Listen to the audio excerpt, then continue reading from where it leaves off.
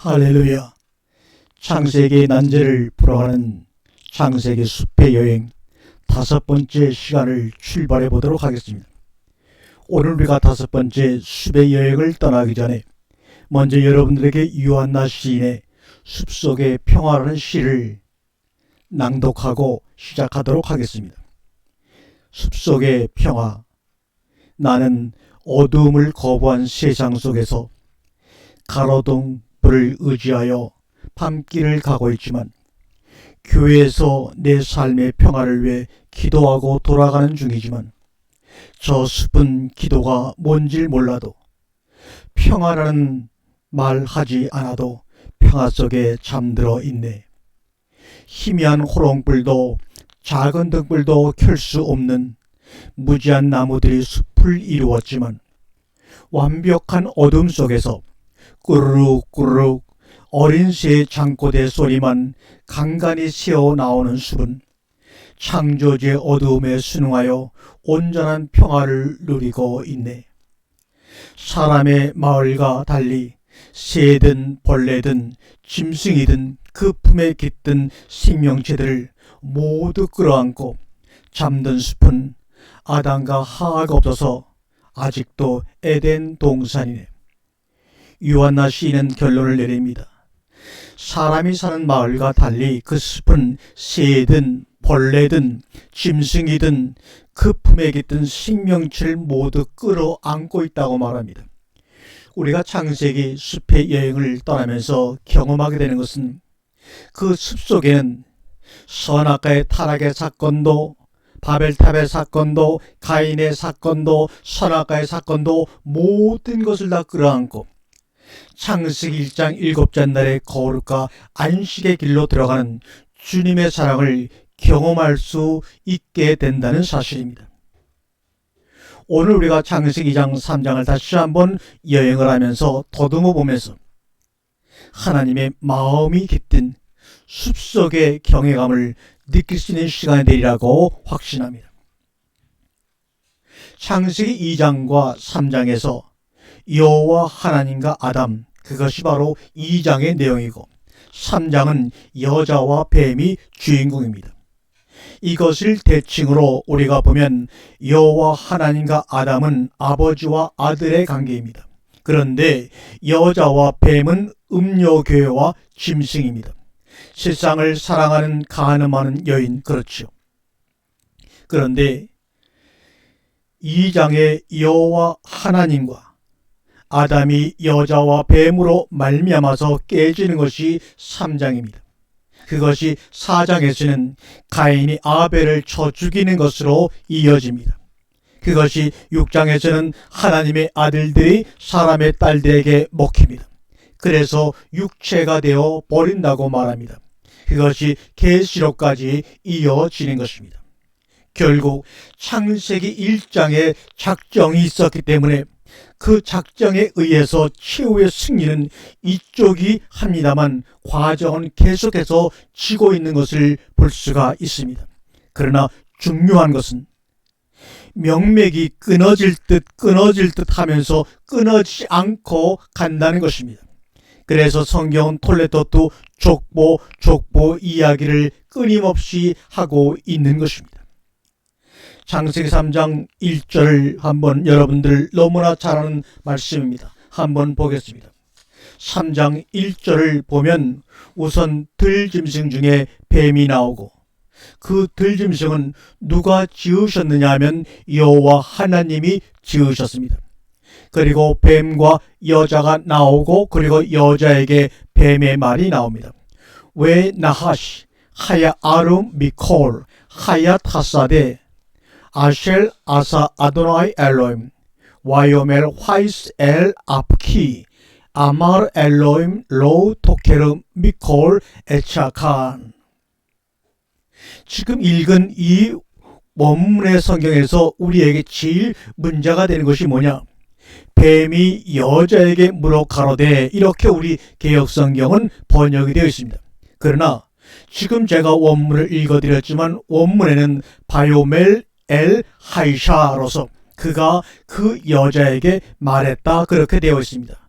물어 가로되라는 말이 아무리 찾아봐도 없습니다. 그런데 왜 번역가들이 성경을 번역할 때 물어 가로되라고 하는 말을 들어가게 번역을 했느냐면 아프키 때문에 그렇습니다. 아프키, 이 아프키라는 말을 물어 가로대로 번역을 한 것입니다. 그런데 아프키가 의문사냐 하는 겁니다. 그런데 성경을 보게 되면 아프키라는 이 수거가 의문사로 사용된 적이 한 번도 없습니다. 신명기 31장 27절이나 사무엘상 14장 30절이나 욥기 15장 16절이나 잠언 11장 31절이나 이 모든 성에도 아프키가 하물며 라는 말로 번역이 되었습니다.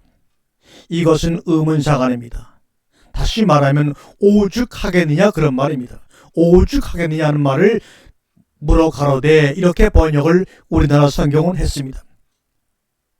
정확히 표현을 하자면 묻는 말이 아닙니다. 오히려 긍정을 강조하는 말입니다. 다시 말하면 긍정의 긍정, 이중 긍정입니다. 그러면 오늘 본문을 어떻게 번역해야 해석해야 되느냐? 이렇게 해석이 됩니다. 아무려면 하물며 하나님이 그렇게 말씀을 하셨을까? 이렇게 뱀이 말합니다. 하나님이 그렇게 말씀하실 리가 없어 그런 말입니다. 아프키, 뭘 묻기는 묻습니까? 그래서 작은 번역 하나도 하나님의 뜻을 왜곡할 수가 있습니다.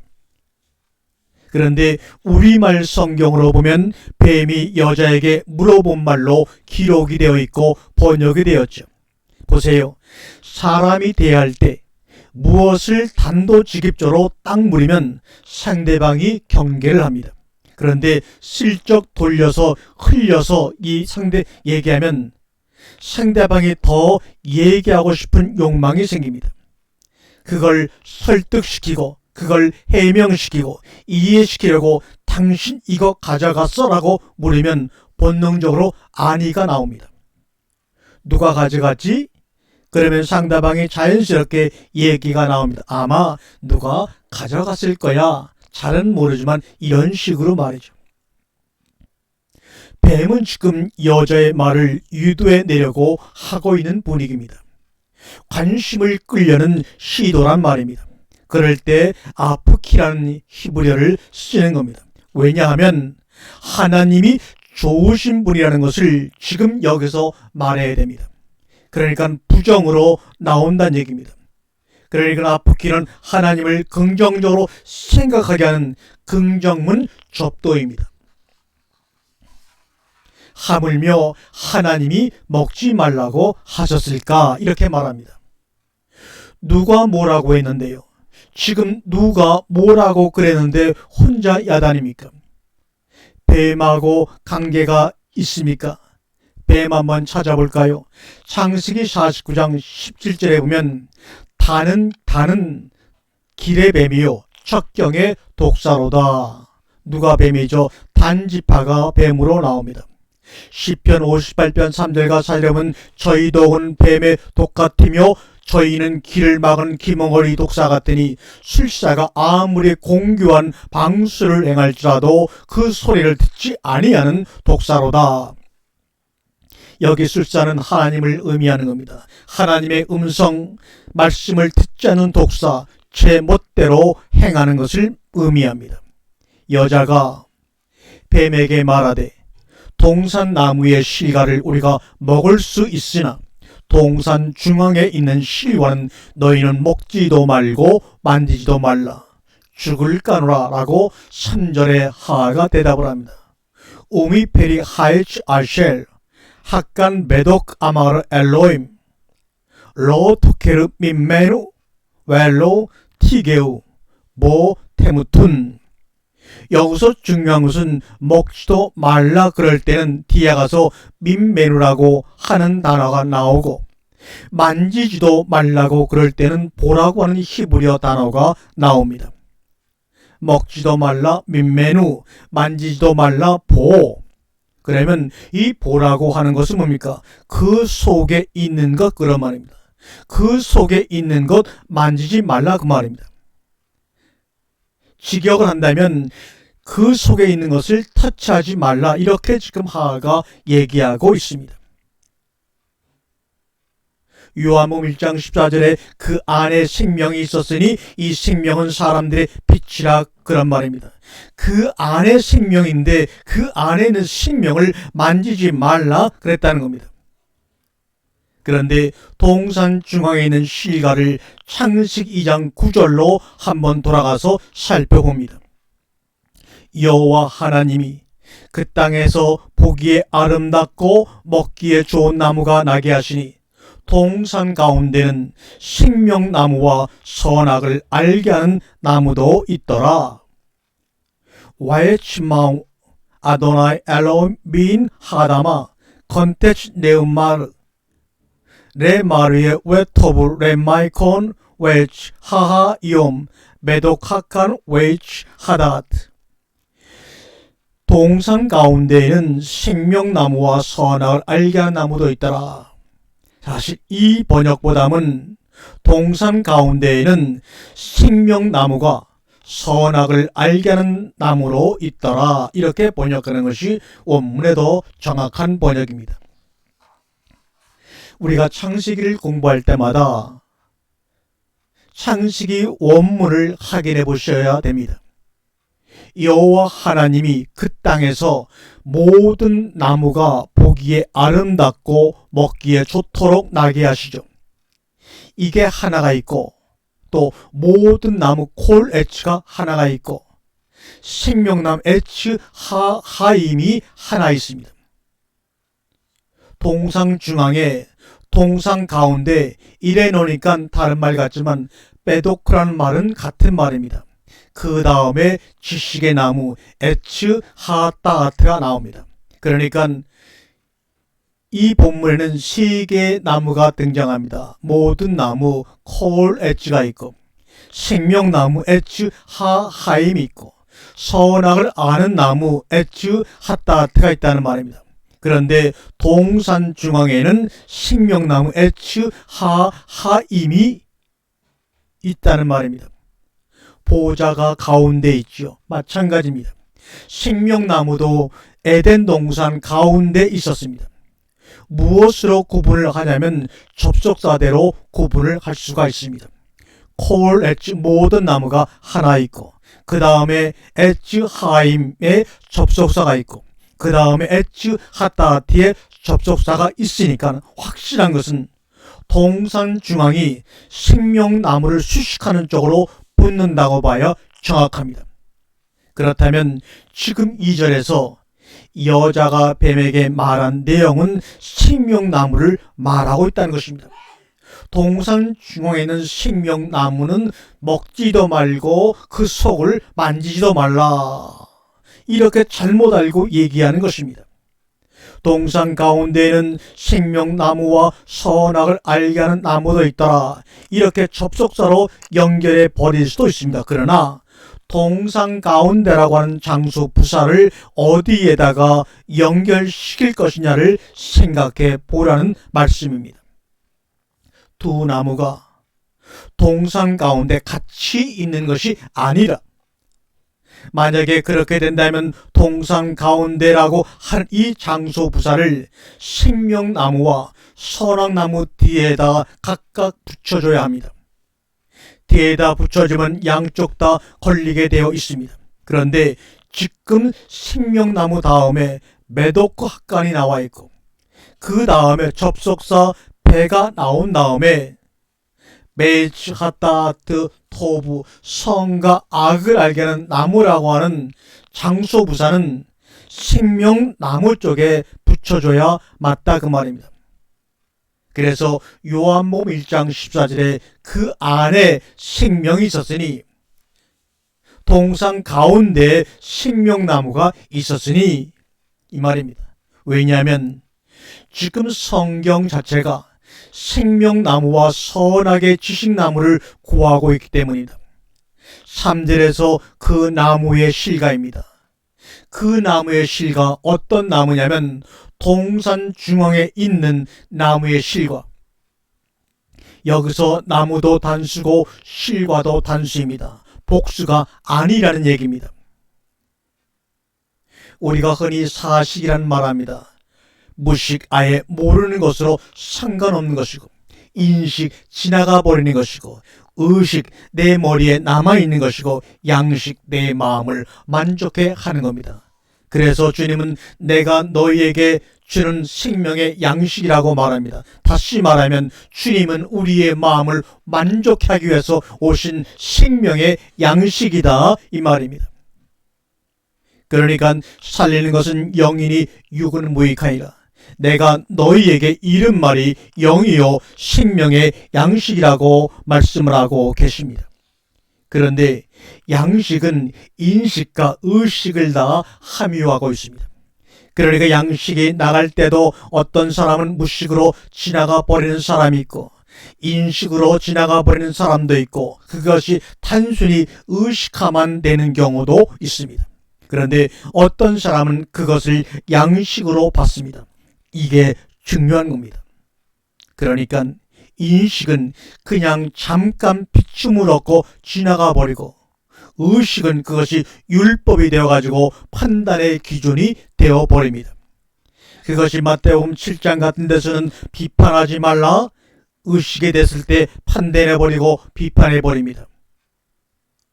바리새인들이 대표적인 인물들입니다. 너는 맞다, 너는 아니다, 나는 맞는데 너는 못못이다, 또는 너는 못못이 아니다, 뭐 이런 식으로 성각의 판단이 풍성해집니다.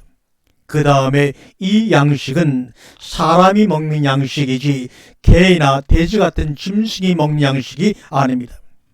창세기 1장 28절과 29절에서 대상이 다릅니다.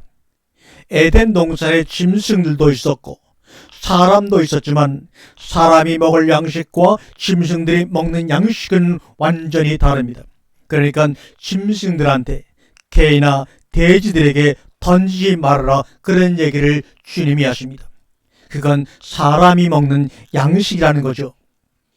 개한테 밥을 줘야지 성경책을 주면 찢어버리고 맙니다. 그러니까 우리가 하나님의 말씀을 들을 때 내 귀로 듣고 이성으로 인식을 하느냐, 아니면 의식하느냐, 아니면 숟가락을 들고 또 먹느냐는 것이 분명히 구별이 되어야 합니다.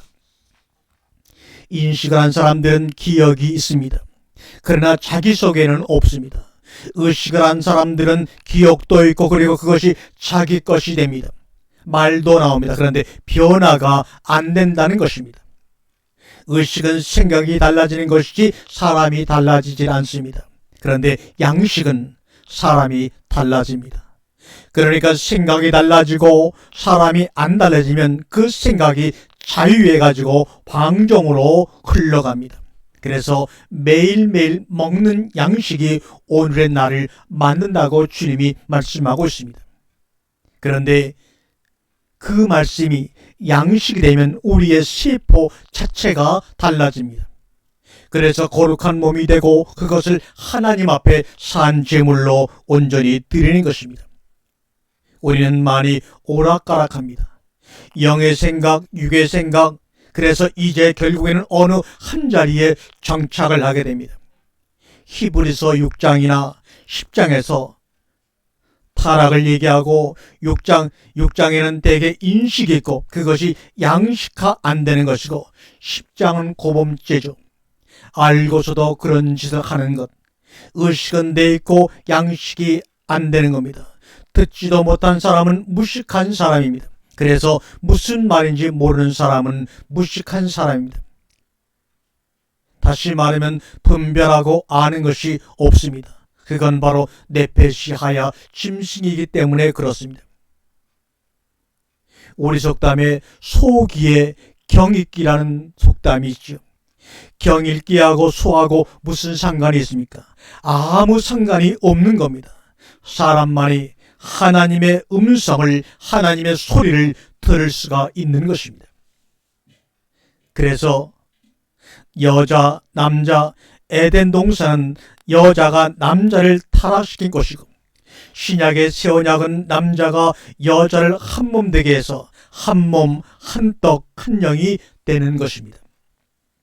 남자가 부모를 떠나서 여자와 한 몸이 되어야 합니다.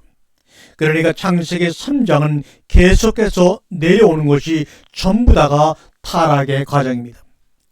창세기 3장의 타락이 6장의 타락에서 복수화돼 가지고 다시 반복됩니다.